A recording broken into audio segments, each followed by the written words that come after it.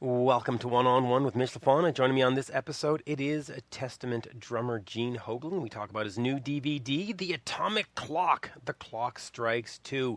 To find out more about that, you can head over to HoglanIndustries.com. To find out more about me, you can also head over to Twitter at Mitch Lafon, MITCHLAFON. And now, here is the one, the only drummer extraordinaire from Testament, Gene Hoglan. We are speaking with drummer Gene Hoglan, currently playing with Testament. The new DVD is The Atomic Clock. The Clock Strikes 2. Gene, it is a great pleasure to speak with you because you've got such an illustrious career, so many bands. It's unbelievable. I tell when people ask me, "Hey man, what bands you play with?" I'm like, all of them. Yeah. Well, that's pretty much it because when I do my research for interviews, and I spend hours researching stuff, I don't just make it up.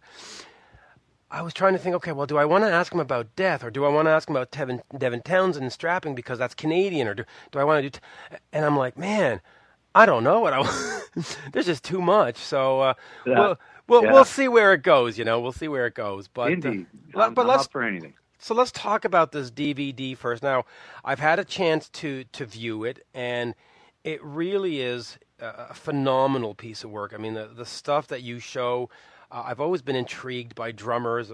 Peter Criss was my first sort of, I don't want to say musician crush because that sounds wrong, but, right. Here. Yeah, so let's talk with that. Mine.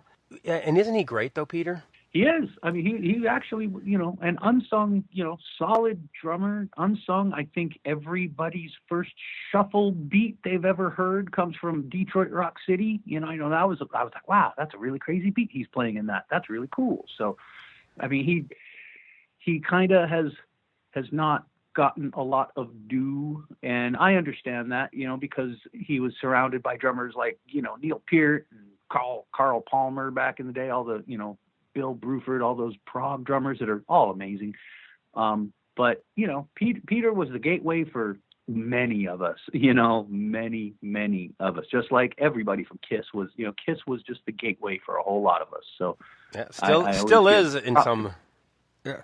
Absolutely. Yeah, totally. In fact, let me just ask you about Peter, and then we'll get back to you in a second. But, Sure. he wasn't sort of this machine drummer that kept the rhythm and the beat, but he had swing and he had feel.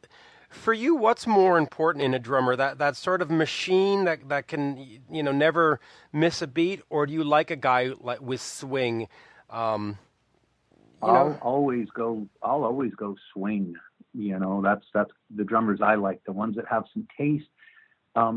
Machine gun precision is absolutely wonderful, and it's an important quality to possess. But if you can possess more than just that, that machine gun quality in metal these days, that is kind of like your Phil Rudd. Everybody goes back to Phil Rudd. Keep it simple. Okay, now the new simplicity is play everything really tight, really solid. All your hits are in there. And that's when, if you can expand upon that by bringing in some taste, some feel, some swing, then by all means, like you've got guys like Mario from Gojira. He's a great example of a lot of swing and taste that he brings in, a lot of flavor. And Eloy Casagrande from Sepultura, he's another one. He's tasty as hell. So there's a lot of really incredible drummers that have the machine gun thing down perfect. That's great. Wow. A lot of the younger guys are that seems to be the quality that they go for, which I appreciate that. But all the drummers that stand out for me are the ones that do have the swing and the style and the little bit of flair to what they're playing. Yeah, I fully agree. And I look back sort of, Matt Sorum and Steven Adler of Guns N' Roses. Steven had that swing and had that tastiness. Matt's a great drummer. I'm not trying to badmouth him at all, but he is that more precision in the pocket, and sometimes there's just not that sort of life to it, if that makes any sense. But, anyway. Fair enough. I see that. Yep. Yeah, I totally see it. So the Atomic Clock, the Clock Strikes 2. Tell me about putting it together and sort of what are you trying to convey? I mean, it is, I don't want to say it's just basically a drum instruction video because it really is a lot more than that. There's interviews, there's stories, but just sort of talk to me about the project and putting it together. Well, as was the case with the first one, just the Atomic Clock, Right. I've always tried to make these DVDs have a little broader scope than just an instructional thing. Mainly because I want other people to enjoy it as well. You know, if you put out a drum DVD, well, that means that's just for drummers and everybody else is excluded. And I'm very inclusionary in my approach to things. So why not make something that's going to be entertaining for drummers, and then say you're a musician but you're not a drummer, you could still appreciate it, and say you're not a musician at all. I'm also trying to reach those folks as well. So I really just try to make it an all-encompassing thing to where at the end of the DVD, you're like, man, that was cool. I dug picking this up. I dug watching it, and I don't even play drums. You know, I don't even play an instrument, sort of thing. So that's usually my approach with it. And, you know, putting it together, one thing that's exciting about this one is that I was able to get the actual tracks from all these albums that I played on, you know, from you know, Testament to, you know, Dark Roots of Earth. I was able to get those actual guitar tracks. Individual Thought Patterns, I got Chuck's actual tracks and Stevie D's actual bass tracks and the vocals and all that. And, you know, same with Strapping Young Lad. We have this really amazing version of Skeksis on the DVD that has a completely different mix than on the album. You know, there's no vocals on this one. There's no samples on Skeksis. It's just the basic rhythm tracks, which, you know, that song's a pretty neat guitar song too. I remember, you know, Dev and I wrote that one together and I watched him track it, but hearing it back like this, it's like, wow, you know, there's a whole lot of stuff going on the guitars that you're just not aware of with Skeksis because there's so many samples and vocals and all the crazy Dev layerings that happen. So that's one super exciting thing about the new one that you know, hopefully people can get behind. And also I take a few moments to break down a few sections from many, many of the songs.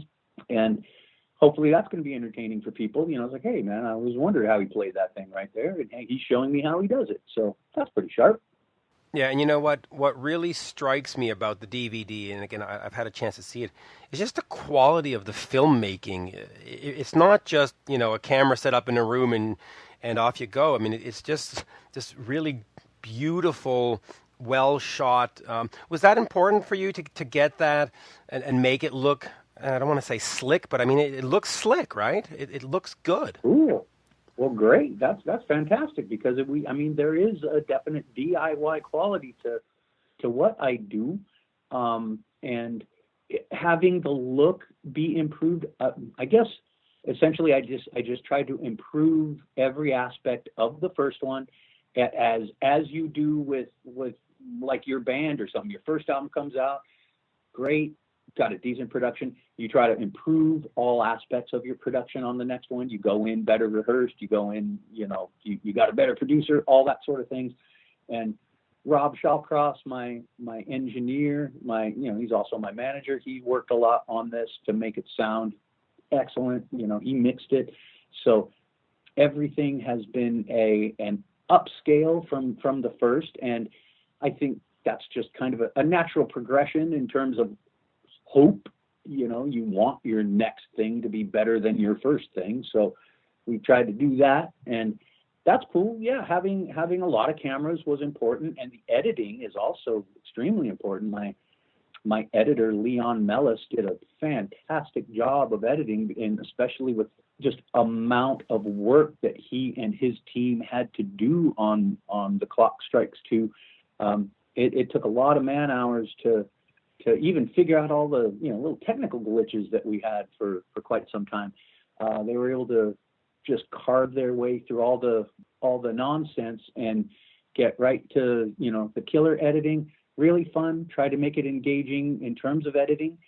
And I also, it in many ways, it's a warts and all kind of approach. Like, I don't have a script by any means. I have a general template of thing, like an outline of what I'd like to say, but I have no idea what I'm going to say when the cameras are on. And that's pretty much the way I do all my clinics as well. They're all just off the top of my head. And, that's always a challenge. It's like I could read from a script and make everything just perfect and all that, but that takes a lot of the swing away from the DVD itself. Well, it takes the rock and roll away from it. I mean, there's nothing more obnoxious than a show that's done to tape and which, listen, there's a lot of bands doing it, but it's just not rock and roll. So kudos for doing that. Now, I do want to move on here for a second. Strapping Young Lad, great Canadian band. You were with them for many years,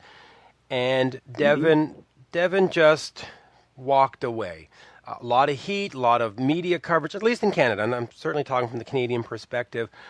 How was that band for you? And when Devin came to you and said, "Okay, I'm done," how was that in terms of reaction for you? Was it like, "Oh, okay, great, I can go do something else," or was it like, "Dude, we've got something good here. What are you doing?" Talk to me a little bit about strapping. It was a little from column A and a little from column B. Like, at first it was like, dude, like, we are just starting to go somewhere. But the thing that I had to remember immediately was that we always knew that for Dev to do strapping, it was taking him away from what he truly wanted to be doing, the Devin Townsend band, the Devin Townsend project. And I always knew that, for everything strapping that we ever did, no matter how successful we were getting, I knew Dev wasn't going to be happy with that. And, he let us know in no uncertain terms throughout the whole course of everything. So what I tried to do is I was like, well, hey, he wanted out after City, and he essentially got out after City. He kept Jed, Byron, and myself to play in the Devin Townsend, and just, Devin Townsend, whatever it was called at the time. And he then came back to do strapping out of, perhaps he felt a responsibility or something where he was like, okay, these guys have been, working away hard for me, and I know they all want to do strapping again. So, hey, guys, let's try it. And we got another, 5 years out of strapping that I'm sure Devin was not the happiest about, and so when he did say, look, there's not, he came to us and he told me, and probably all of us, that, look, I just need to go on a break from strapping for 6 months or so. Just let me clear my head from it. And then, we'll pick it up next year sometime, 2007, we'll do some more stuff. And that time came and went. It didn't look like Devin was going to be jumping back into strapping anytime soon. And that's where the column B kind of came in. It's like, well, I'm going to start. That's when I put together the idea for the first DVD, and then trying to just kind of brand myself. And Devin was a huge influence on my whole work ethic and everything. Just, if you just concentrate on your career, your body of work, your actual work day, if you put the same hours into your career in a work day situation, as somebody would do with, a 9-to-5 job or something, then, you tend to put more hours into your work day as a musician, I find. But, that's something good is going to come from all of that. And that's all I tried to do, was just, with the first DVD, I was like, hey, let me, we got this, whatever's going on with strapping, I'm going to go off and do my own thing. I'm not going to be tied to Vancouver for much longer, because I lived in Vancouver for 12 years. And I have to admit, as an American, and as an American who essentially, who grew up in Los Angeles, the height of the music center, being in Vancouver kind of felt like being in the missing persons file a little bit, because once you cross that border, man, it's just, for so many Americans, it's like we don't give Canada its due. It's got great music. It's got great people. I mean, Canadian people are awesome. I loved living in Vancouver. I love being an honorary Canadian. But I did see where you kind of get lost a little bit being north of the border there a little bit, which is a shame to say because there are so many killer quality bands out of Canada that all, you can see a band like, I don't know, like Tragically Hip. They'll play arenas up in Canada, and then down here, they'll play the Whiskey in Los Angeles. Well, it's funny you mentioned that. A few years ago, the Tragically Hip played the Bell Centre in Montreal, which is where the Montreal Canadiens plays. It's 20,000 people. The next night, the very, very next night, they were playing in Clifton Park, New York, at the Northern Lights, which is a club that holds, I think, well, yeah, it's like 400 people or something. Yeah, and it's a horrible, horrible place. I'm sorry, Northern Lights. Well, I would agree. It's basically a warehouse that they, anyway. But you're literally talking about a 3-hour drive south, and you're talking from 20,000 people to 400 people in a 3-hour drive. That's how your career just changes, and indeed, it was a remarkable thing, and I remember friends of mine were saying, "I'm not going to spend $150 there. I'm going to go to frickin' Northern Lights and see them in my face for $20." And anyway, yeah, nice. Strapping along, strapping. Blah, blah, blah. Let's try that again. Strapping. The band did, of course, break up and stuff. Do you think at any point that you might do a one-off show or a new album, or is it really like, okay, when Devin says it's done, and that's it? Well, I am always up for anything personally. Like if Dev called up and said, "Hey, let's go do a one-off, or let's do a one-off tour," or something like that, I'm sure all of us would just, jump at it, and we'd find ways to work it out. I tell you, man, it wouldn't be until like 2019 with my schedule. But however, if Devin were to be like seriously considering starting strapping, I've always said this. It's like, at first, I'd have to have a talk with Dev and go, okay, what's going wrong in your life that you feel the need to do strapping? Because I know strapping was the aggro, angry, just, dark side of Devin's personality. To be able to put what he put into strapping took a lot out of him. And I don't think he's in that mind space anymore. So that's why if there were to ever be a serious take on strapping ever again, I think that might mean that Devin's not in a great place mentally. And so, you've got this great thing that could happen at the expense of your friend's, mental state. And none of us want to see anybody go through a torturous. No, we don't. Especially Devin. He's such a nice guy. Absolutely, man. Dev's the sweetest. So, that would be my first caveat is like, okay, Dev, what's going on? Right. Like, you want to do strapping, and what's wrong? Let me help you. I do want to move on because I know we are on a clock here. Dark Angel, where are we with Dark Angel right now? Is it active? Is it inactive? Is there a tour coming? I'm sort of lost and finding stuff on the nets. It just seems to be anywhere from 2014 to 2000. Well, that's because we tend to keep it quiet. If we don't have something like ready to release or be newsworthy, then we tend to keep Dark Angel a little quiet. I'll let everybody know that, Jim Durkin and myself, we've gotten together many times over the past couple of years and started writing a new record. We have nothing on the books. We get offered stuff all the time, but Dark Angel is just a little bit different situation for some of us because these are especially like Jim Durkin, for instance. When he left Dark Angel in 1989, he went off and got himself a lucrative career doing what he does, non-musical related, but that takes up a lot of his time. So, and when I'm out on the road constantly, it takes up a lot of my time. And that's one thing that Jim and I have found, that we write best when we are in the same room, both have guitars on, maybe a little drum machine going on the side, playing together. We've tried the Skype writing, and we've tried let me send you some here. I've filmed some stuff on my iPad, here's some riffs for you. And the best way it works is if we get together, and if we were to be able to take like a couple of weeks off and really concentrate, we could really get somewhere with it. Right now we've got about 5 songs ready to go, and we'll see where that goes. I know my touring schedule is pretty massive. I don't have many holes in my schedule, but we do intend on carrying it further, and we do intend on writing a ball-crushing record. So hopefully at some point we'll, a new album, a new tour, all of that will see the light of day. I know we'll all be excited for it. Totally.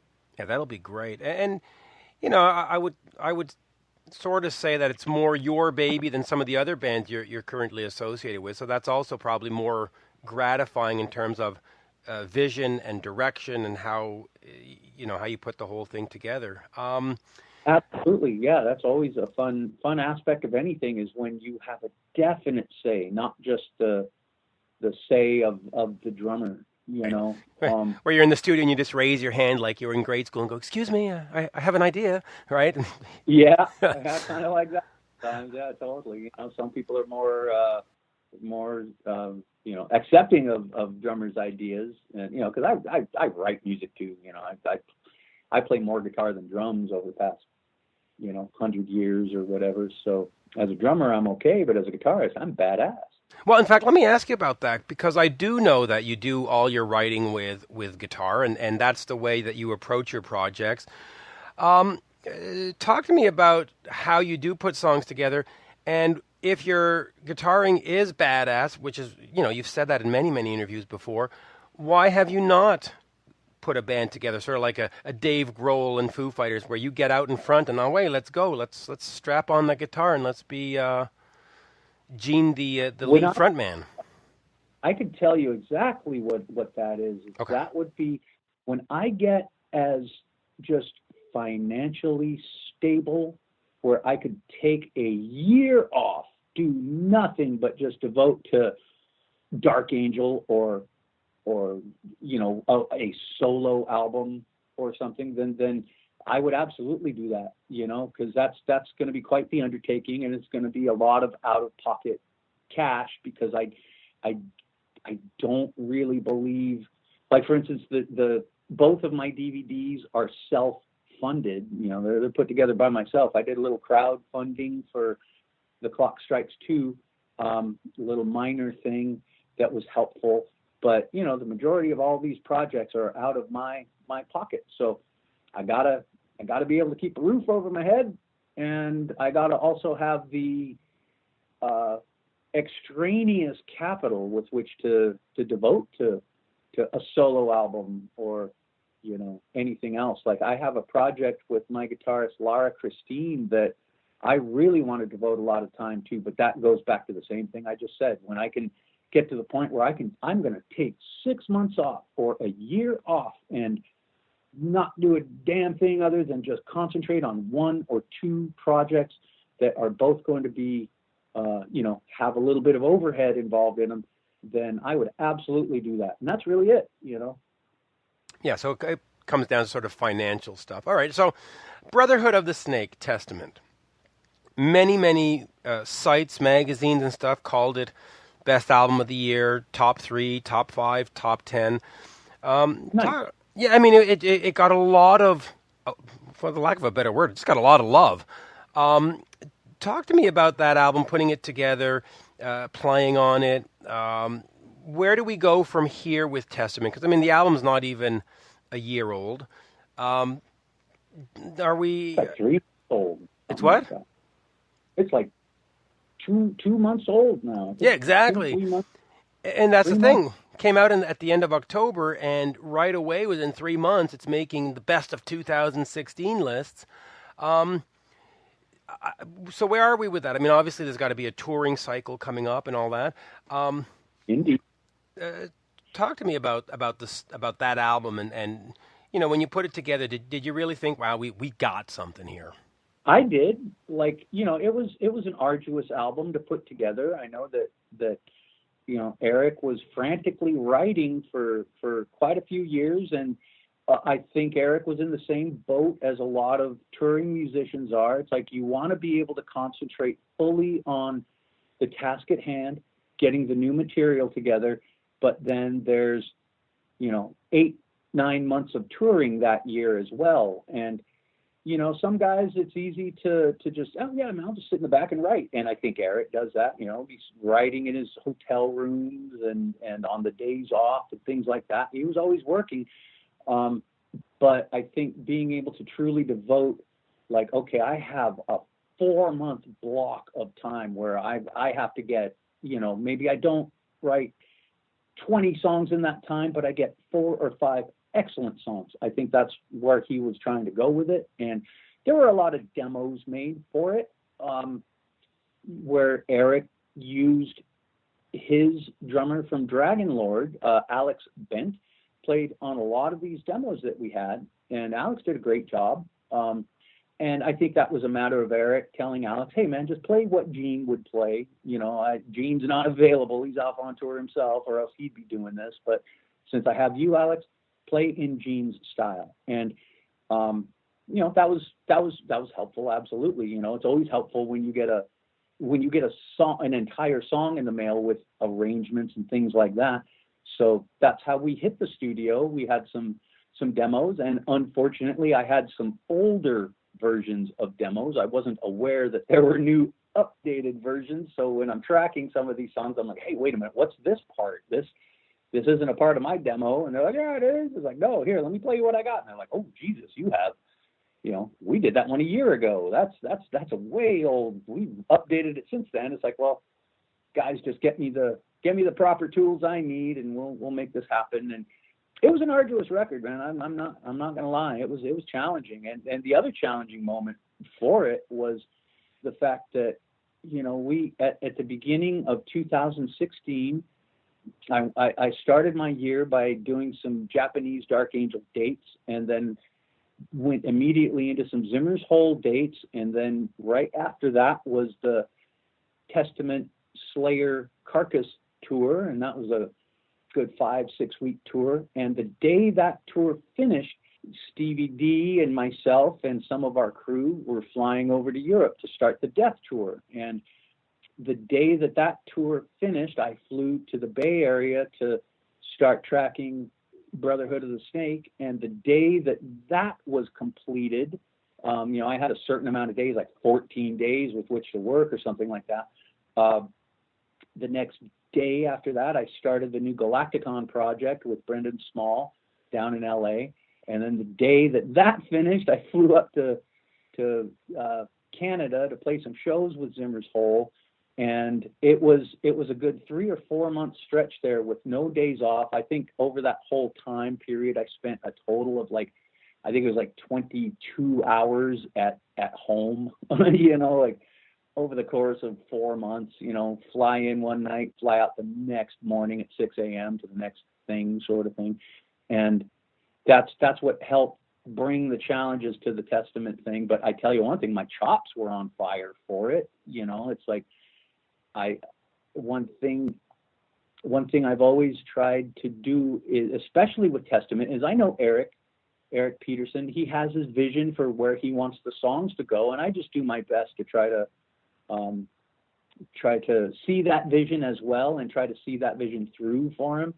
And, that's where I have no problem with taking a back seat as Gene Hoglan drummer. It's like, hey, if you want me to play this beat, say even if I'm not feeling this beat or this entire song, I'll still play it. It's like, hey, it's one song, it's one beat, big deal. You got 9 songs that you like and one song that's just kind of like, whatever. You still try to give your all in that song, even though it might not resonate with you. And that happens all the time, especially doing so many different projects where I'm not the, sole writer of anything. So, that happens. And Brotherhood of the Snake was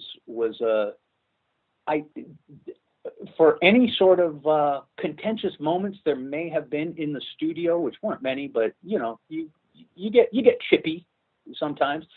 At the end of the day, like I had told Eric, I was like, man, we really got, the bottom line is you got a great record here. It's going to be killer. Your fans are going to enjoy it. I think you're going to get some fans that possibly have Testament has just been kind of an outer edge kind of band for them. Like, yeah, I like their music. They're okay. I think those fans are going to come in and go, wow, I really like this new record. Hopefully that's happening. I got to admit, I haven't really paid attention to, best of lists or forums where people are talking about the record. But hey, if people enjoy it, fantastic. Yeah, people are loving it. And of course, the Testament Sepultura Prong Tour starts in April. You'll be in my neck of the woods also in April 26th in Montreal. I'll take you out to lunch if you call me then. Okay. You mentioned that there is one song sometimes that you go, it's not my thing, but I just sort of suck it up and do it.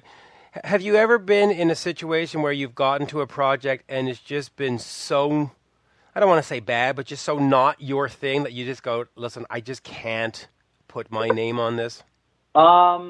Fortunately, I've been very fortunate in that regard to where I've never had to pull out of anything, or there's never been a situation where I thought it was going to be one way and then it was completely different in terms of recording. There have been certain projects that I have become involved in where I knew what I was getting myself into and it didn't turn out so well, but then it was like, hey, Gene, you kind of didn't expect this to turn out, puppies and kittens at the end. But I usually try to make decent decisions in that regard, and I've always felt like, you do have to look at yourself in the mirror every morning, and you have to be able to like what you see. And if you're doing a project that just doesn't feel good, doesn't resonate with you, doesn't treat you right, I admit I do expect a certain amount of decent treatment, just due to the personality that I bring to the table. And if for whatever reason I'm not getting it, I just usually call it fun. If it stops being fun, it stops being for me. Right. It's time to go. And I've been in situations like that, and that's okay. Yeah. It happens. I'll just go on and do something else. So cool. And as we can see by your discography now, I know that they had told us 20 minutes. We're way over. Do you have time just for two more questions? I've got until actually. I think they're saying 20 minutes because of my babbling. Keep it down to 20 minutes. Yeah, keep it tight. But okay, well, let's just get on to Death for a second. The band. How important were Death to the overall metal scene? Sort of, what is the importance of what they did? It seems to be that anytime you talk extreme metal, death metal, you have to talk about Death. It's sort of like the benchmark, right? I definitely. This is one way that I don't spend a lot of time examining things, but this is a thought that occurred to me not too long ago. Was say you could be in a band that does, they play their music well, they do what they do, they're playing an established style of music, been around since before this band started, but they do it well, they do, they're popular and all that. You can have that project going. And when it comes to a band like Death, whatever their popularity was, and from the inception of the band, I remember Chuck, he was always real wary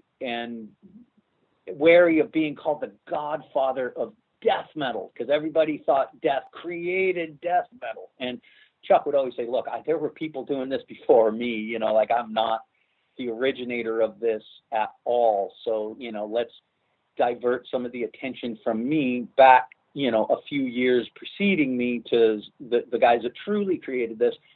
Whether that took for people or not, I don't know. Chuck was pretty much the creator of death metal. And so, okay, say you take that in mind, say Death is the first word in death metal. So Death helped create death metal. And then around the time of Human, granted, there were technical bands like Atheist and Watchtower, and though obviously not a death metal band, very very technical and still very metal. But Human brought about the change in death metal. They helped create technical death metal, and then around the time of Individual and definitely Symbolic, Death went in whatever new direction that was that helped create melodic death metal. So here, Death helped create 3 different genres completely, and some bands don't even get to create one. They jump on an established genre, and they like I say, they do it well, play it good, but you didn't create it, like. So that's one thing. That's one props that I will absolutely give to Death, and I'm proud of that fact. Help do some things there. So with Dark Angel, we helped create thrash metal. There was a time when there was Venom, Metallica, Dark Angel playing what became thrash. That was before I was in the band. But there might have been Exodus up north at the time, but way before I was in the band, Dark Angel was one of the first, definitely the first 3 to 5 thrash metal bands on the project. So, hey, I got to be involved in that to a degree. And, with Death, I think that helps, God, that's their legacy is you cannot speak about certain genres of metal without having the band name Death in there. So, so that's really cool, Yep. Very many props to Chuck. And that's one reason why when we do our, DTA, our Death shows that we do, it's all a tribute to Chuck, and that's one thing we've always figured is that if you're, Chuck is not with us anymore, obviously, but if his music can stay alive because musicians he worked with care about the music and cared about Chuck to carry on his legacy, then that's pretty cool to me, so that's why we like doing Death. We love playing the music, we love playing together, Bobby, Steve, myself, and the vocalist for it, Max Phelps, he's awesome as well. It's just a really fun pile of time to go out and tour with Death and all that. So we really enjoy it. So that's number one for me. That fun factor is definitely there when we go out and play Death shows. Absolutely. Yeah, and it is a great time if you can get out and catch the band. Now, I just want to ask you about your motivation. You talk to somebody like Gene Simmons, and he says, "Well, it was all about the girls and making $1 million." Bands like Death, Dark Angel, these are not bands that are going to be on the Billboard Hot 100. What was your motivation in making music? What when you looked at your goals and your career, sort of what was the goal? Was it just to play the best metal ever? Was it to make $1 million? Sort of, how did you see your career going? It really was about, I loved metal. I loved playing metal. I loved listening to metal. I still love metal. I talk about all the other genres I also love to death, but metal is and will always be my number one. That just kind of is my default without even saying, if I'm going to talk about Stevie Wonder and how much I love soul music and Stevie Wonder, that is still always going to take a second place to metal. But that was always, if I had any motivation, it was just to be involved in high quality metal.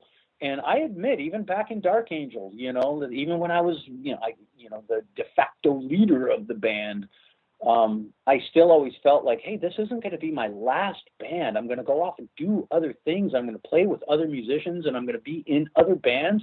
And I don't know exactly where it's going to take me, but one thing I do know is that I'm always going to put out real quality metal records. And that's one thing, if I ever go over my discography or anything, there's not a lot of duds in any of that, that I've always tried to put out quality. And if that's, if I can, God, Jesus, if you can tag your name to one hashtag and that hashtag being quality, then I'm all about that. That's cool. Yeah, it worked out.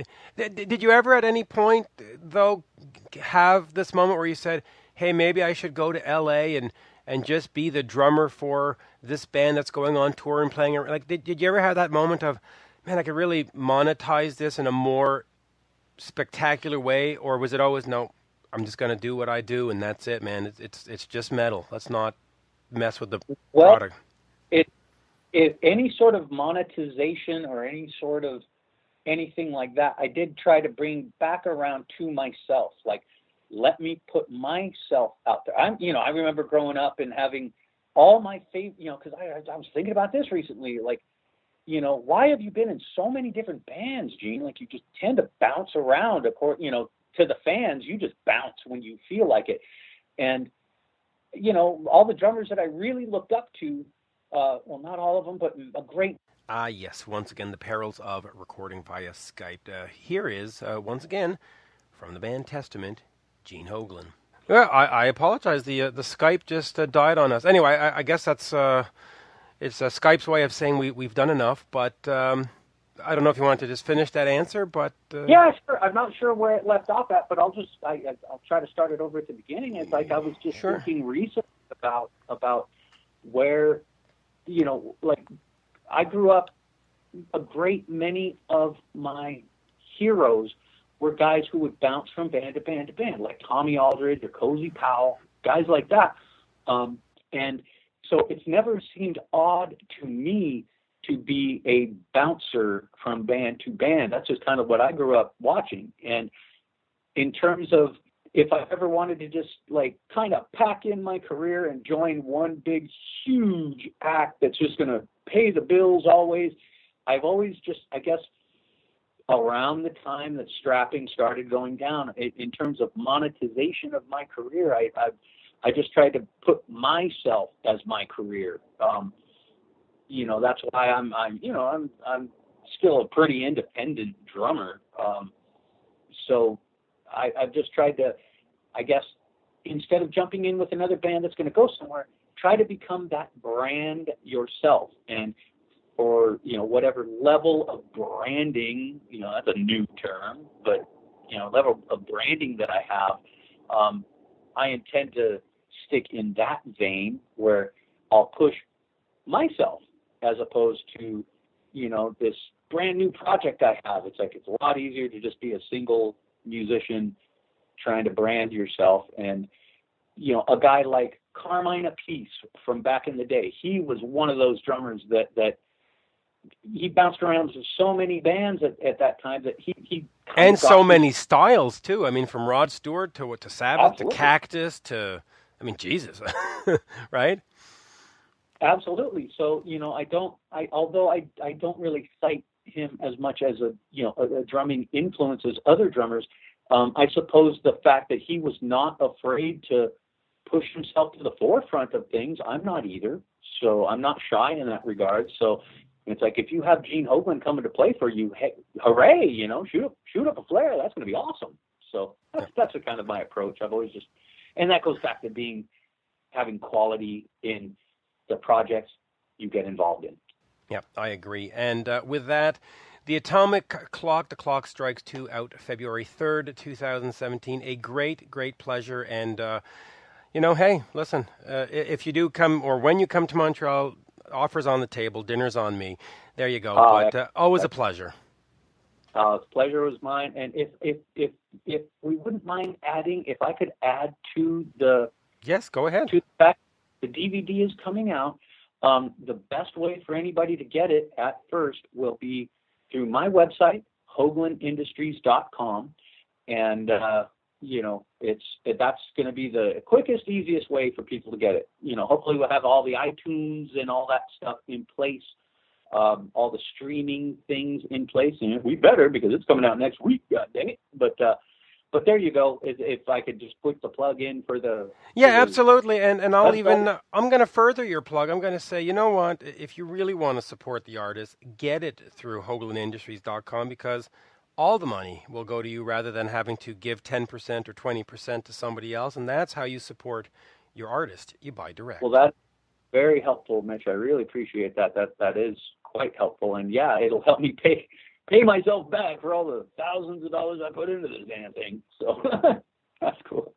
Yeah, so there you go. Gene, again, great pleasure. And thank you for taking like double the time and putting up with a Skype hang up and all that wonderful stuff. No problem, Mitch. I appreciate it. I appreciate your time. Thank you very much. I really appreciate it.